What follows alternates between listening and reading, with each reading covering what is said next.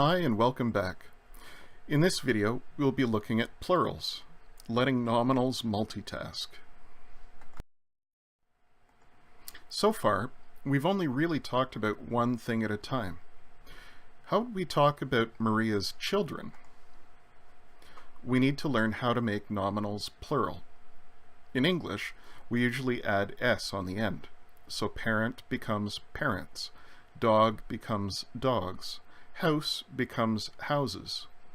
But we have some irregular English plurals, like children for child. The bad news is that plural nouns in Greek take another set of endings. The good news is that they're clearly related to the singular endings, and they're much more regular than the singulars. Here are the basic case endings for the nominative plural.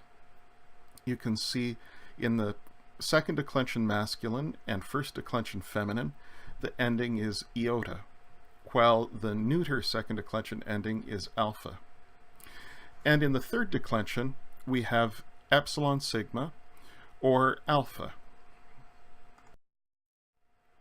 If we add the connecting vowels, we see that the second declension masculine has become oi, with the omicron connecting vowel, and the first declension feminine has become I. The second declension neuter, though, doesn't receive any other connecting vowel, and of course the third declension endings don't have any connecting vowels as usual. Here are some examples of nominative plural nouns. Logos in the nominative singular becomes logoi. Adelphei becomes adelphai. And one of the things that you'll notice is that all of the forms of the first declension plural use an alpha connecting vowel, even if in the singular the noun used an eta connecting vowel. This is one of the ways in which plural nouns become more regular than their singular counterparts. Teknon in the singular becomes tekna. And then we have typical stem change that complicates matters in the third declension. Also, notice how polis, since the stem, the real stem, ends in an epsilon, the epsilon of the stem and the epsilon of the epsilon sigma ending combine to make an epsilon iota diphthong. So, whereas we have meteres and ichthues and pneumata with the alpha, we have poles instead of poles for the polis type nouns. The nominative plural definite article, as usual, is quite simple if you remember the nominative plural noun endings. As with the nominative singular, in the masculine and feminine, we have a rough breathing instead of the tau, so we have hoi and hi. And then in the neuter, again as with the singular, the tau reappears and we have ta.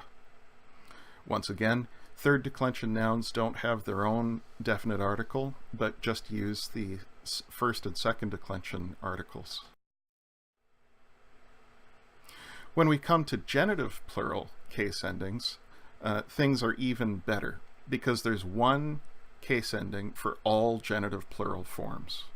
Doesn't matter whether it's first, second, or third declension, doesn't matter which gender it is, the consistent case ending is own, omega nu.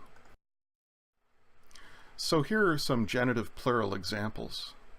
Logoi in the nominative plural becomes logon in the genitive. Adelphai becomes adelphone. Tekna becomes teknon. Meteres also becomes meteron. Ichthues becomes ichthuon. And even poles becomes quite regular here with the pole stem showing up with the epsilon at the end and on just being added on the end. So if we compare the case forms for first and second declension nouns, in the masculine singular, we had logos, logou, and logé for the vocative. In the plural now, we have logoi, logon, and logoi again for the vocative, because vocative plurals just use consistently the same form as the nominative plural. In the feminine first declension, we had adelphé, tes adelphés, and adelphé again for the vocative. And in the nominative plural, for the first declension, we have hi adelphai, ton adelphone, and once again adelphai for the vocative. In the neuter second declension, we had in the singular ta teknon, tu teknou, and then just teknon for the vocative. And in the plural second declension neuter, we have ta tekna, ton teknon, and just tekna for the vocative. First and second declension pronouns are declined very much the same. We have no irregularities in the plural forms, so we have autoi, autai, and auta in the nominative case, and in the genitive we have auton all the way across. Similarly, in the near demonstrative pronoun, in the nominative masculine singular we have tutoi, and in the genitive tuton. In the feminine first declension nominative singular we have tautai. Then in the genitive we have tauton. And so you have to notice that the stem in the feminine shifts from tut to tout with the alpha. That same alpha stem shows up in the nominative plural form of the neuter definite demonstrative pronoun.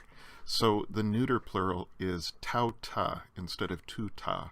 But then we return to the tut stem in the genitive. So it's tauta for the neuter nominative plural and tuton for the neuter genitive plural.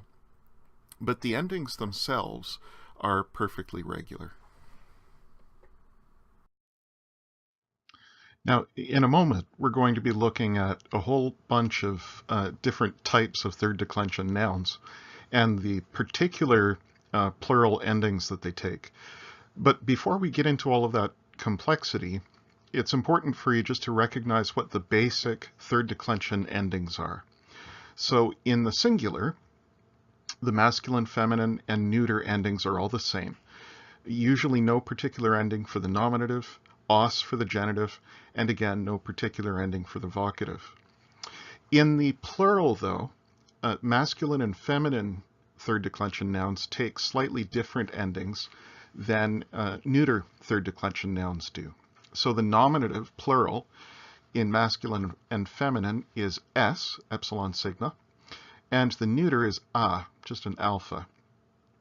They have the same ending in the genitive plural, that own ending that we saw already with the other declensions. And in the vocative, we have the same endings in the vocative plural that we had in the nominative plural. So s for masculine and feminine, a for neuter. Now let's see how we add those standard third declension endings onto actual plural word forms.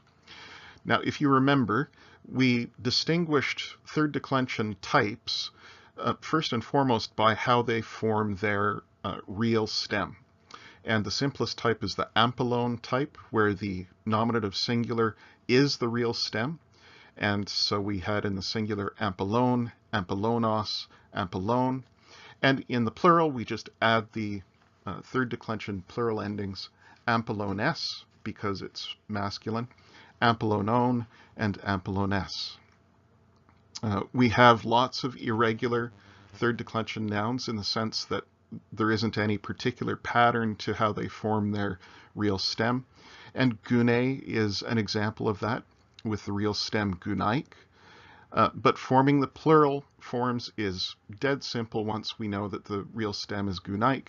We just add, again, the feminine ending gunaikes in the nominative. The genitive is gunaikon, and the vocative is gunaikes. Another pattern that we've seen is the mater type, which shortens that eta in the stem to an epsilon, and that epsilon in some forms drops out. But the endings don't change. What changes in the mater type is just the way it forms its real stem. And so taking the example of pater, in the singular we had pater, patros, and pater with a short epsilon for the vocative. And that real stem, pater, with the epsilon, is the stem that we use for the plural forms. Again, pateres, pateron, and pateres. The pneuma type is usually neuter and forms its real stem by adding a tau onto the nominative singular. So in the singular we had pneuma, pneumatos, and then neuter third declension nouns always use the same form in the vocative that they do in the nominative. So the vocative as well is just pneuma. In the plural, all we do once more is add the standard endings onto the pneumat stem. But this time, because it's a neuter noun, instead of pneumates, this is going to be pneumata in the nominative plural. Spirits. Genitive will be pneumaton, and vocative pneumata. With the pais type of third declension noun, we form the real stem, if you remember, by substituting a delta for the sigma in the nominative singular. So the real stem is pied. And in the plural, once more, all we do is plug the standard endings onto that real stem. Paides in the nominative, paidon, paides. But once we come to the polis type, we have to watch some vowel combinations. So the nominative plural of polis isn't really irregular, but the ending looks like epsilon iota sigma, polis. What's happening there? Well, remember the real stem of polis and all of the polis type nouns ends in an epsilon. And when that epsilon of the stem runs into the epsilon of the s ending, the two epsilons combine in the standard way to form the epsilon iota diphthong. So poles becomes poles. That epsilon resurfaces in the genitive plural, poleon, and the vocative, again, uses the same ending as the nominative, and so you get the same contracted form, poles. The plural forms of the hiereus type are the same because you have the same real stem ending in an epsilon, and so the nominative plural is antiocheis, genitive antiocheon, and vocative antiocheis. You can remember that irregular looking ending if you remember that short epsilon, and remembering it that way will also help you to remember to keep the short epsilon in before the genitive plural ending. So it's antiocheon instead of antiochon. The genos type is again quite predictable in its plural forms once you remember that genos types are all neuter. And so the neuter ending in nominative and vocative plural is just the alpha. Also, we have to remember that the real stem of genos is gene, once again ending in a short epsilon. So this time, instead of two epsilons meeting in the ace ending that we just saw, now we have the epsilon of the stem, gene, meeting the alpha neuter plural ending, and the epsilon and alpha combine to form an eta. So the nominative plural of genos is gene. And the genitive, we see the epsilon reappear there because it's not combining with the long omega. So it's geneon, and gene again in the vocative plural. The ichthus type, where we just drop off the sigma from the nominative to get the real stem, is quite regular. Once again, in the plural forms, we just have ichthues, ichthuon, and ichthues. The point here isn't to memorize all of these lists, all of these forms. The point is to remember what the basic standard plural endings are, and then remember that when you add those endings onto the real stem, there will sometimes be vowel combining if the real stem ends in a short vowel. The plural forms of pronouns are generally quite easy. The endings are exactly the same as the endings for plural nouns. This is especially the case with autos and with the demonstrative pronoun hutos. But there are a few pronouns where the plurals are just a little bit irregular. One is the interrogative pronoun, tis. And here the only thing to remember is that this is a third declension pronoun, and the real stem isn't t, but teen with a nu. So you can see here that the nu shows up in the nominative plural, tines, genitive plural, tinon, and vocative plural, tines. Slightly different is the situation with the first person plural pronoun. The first person singular is ego, mu, me, and then the first person plural, the nominative form is heimes. Now that heim stem gives us fairly predictable forms in the genitive plural, and the vocative plural is, of course, going to be the same as the nominative plural. But that nominative plural form, heimes, is a little bit irregular. We just have to think in terms of the plural form, nominative plural form of polis, which is poles, and that may help you remember that heimes has the same ending. And su in the singular nominative becomes humes in the nominative plural, again with that ace ending, but once again the whom stem gives us a very regular humon in the genitive. Usually, nominals agree with their adjectives and pronouns. That means they'll appear in the same gender, case, and number as the words that modify them or point to them. But the neuter plural is an exception here. Adjectives and pronouns that modify a neuter plural nominal can sometimes disagree with that nominal in number. In other words, the adjective or the pronoun will appear with the same gender and case as the nominal, but they will be singular instead of plural. So, for example, we have here ta tekna, the children, nominative plural, and that's neuter in gender, and we have a pronoun. And the English equivalent of this clause is going to be, these are the children. But notice that tuta is singular, where in English, these is plural. These is plural in English because children is plural. But in Greek, because ta tekna is not just plural, but neuter plural, we can use a singular neuter pronoun to point back to it.